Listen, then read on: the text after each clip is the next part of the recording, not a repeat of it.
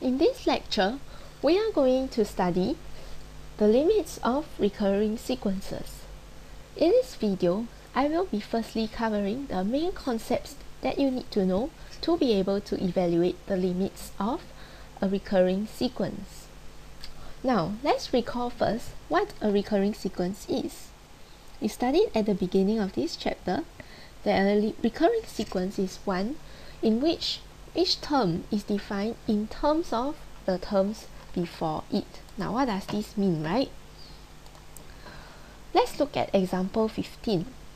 Do you see that in example 15, we have xn plus 1 is defined in terms of xn?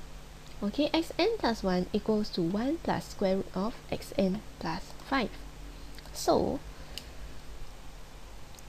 un plus 1 is equals to 1 plus square root of un plus 5. Now what I see is the term un plus 1, okay, this is defined in terms of the term before it, which is un. And this un is the term before un plus 1. Okay, so in this case, we call this a recurring sequence. Now, with that in mind, let's consider a simple example about sequences. Let's look at a totally different sequence altogether. Let's look at a non-recurring sequence. Okay, now this one is non-recurring. Let's consider 1 over 10 to the power of n plus 1. Okay, this should look familiar. It's an example from an earlier chapter. Now then, what is un plus 1? This un plus 1 is going to be 1 over 10 to the power of n plus 1, right? Because what I'm doing is I'm replacing the n here with n plus 1 over here. So this must become n plus 1. Okay, and of course not forgetting a plus 1 out here. So far so good. Now what do you recall about this? We recall that the limit as n tends to infinity of un must be equals to 1, right? Because 1 over 10 to the power of n, it must tends to 0. Okay, so because 1 over 10 to the power of n tends to 0. Now, what about the limit of un plus 1? What is this going to be? In fact, can you see that this is going to be equals to 1 as well? And this is because 1 over 10 to the power of n plus 1, it must also tend to the same value of 0. Okay, now in fact, this is no coincidence. And in fact, it is true that the limit of n tends to infinity and the limit of n tends to infinity or un plus 1, they must always be the same. So let me write this down in thicker ink. Okay, this is a general rule.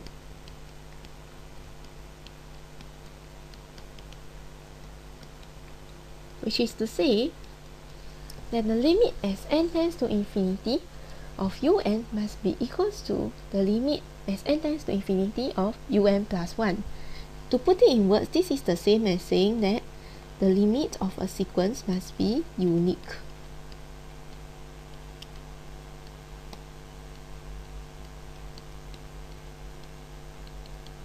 So no matter whether I start from the first term or the second term, as long as my sequence follows the same pattern, eventually, as n tends to infinity, the terms of my sequence must all tend to the same value. So then, suppose I'm asked to evaluate the limit as n tends to infinity of un plus 1. So what I'm asked to do is to find the limit, right? So I don't know what the limit is. So let's let the limit of un plus 1 be alpha first. Okay, now by the example that I just went through earlier, we now know that limit n tends to infinity of un plus 1 must be equals to the limit as n tends to infinity of un, and this must also be equal to alpha. Am I right? So therefore, as n tends to infinity, I know that un plus 1 must tend to alpha. Oops, sorry. And un must also tend to alpha. So this means that as n tends to infinity, alpha must be equals to 1 plus the square root of alpha plus 5, right? Because this over here, this is going to become alpha. And this over here, this is going to become alpha as well, as my n goes to infinity. Now then, can I find the value of alpha since I'm asked to find the limit of the sequence? So I'm asked to find alpha. That can easily be done, right? Because now I have one equation with one variable. So to continue over here, intuitively I should square both sides. So alpha square will be equals to, I should bring the 1 over. Intuitively, I should bring the 1 over. So I get alpha minus 1 equals to the square root of alpha plus 5. Now squaring both sides, alpha squared minus 2 alpha plus 1 equals to alpha plus 5. Alpha squared minus 3 alpha minus 4 equals 0. So alpha,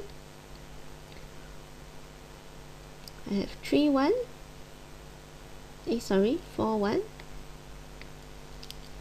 Alpha minus 4 plus 1. So therefore, alpha must be equals to negative 1 or alpha must be equals to 4. Now which of the two do you think is correct? One is a positive value and one is a negative value. Now looking at un plus 1, do you see that is 1 plus a positive value? Okay, the square root is always positive. So in this case, can this value ever be negative? Think about it. 1 plus a positive value, so it must always be positive, right? So if each term is positive, can it tend to a negative value? No, it cannot. So we have to reject alpha equals to minus 1, and we conclude that the limit of the sequence is 4. Okay, so what I've gone through is basically example 15 of your notes, the first part. Okay, to conclude that L equals to 4, and remember to reject because xn is a sequence of positive numbers. Now, we are also asked to verify our answer with the use of a GC.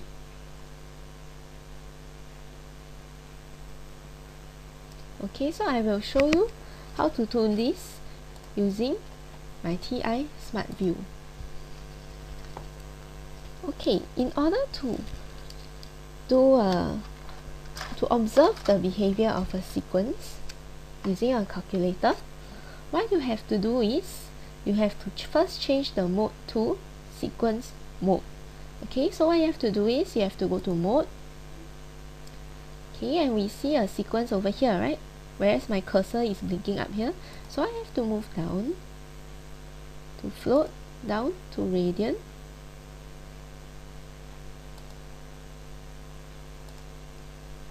Basically, keep moving down until your cursor is at function, then switch it over to sequence mode by pressing the right arrow. When you have it where you want, press enter, and you should have switched it to sequence mode. Now you see that your equation screen is now switched to this. So if you press y equals 2, you should see this instead.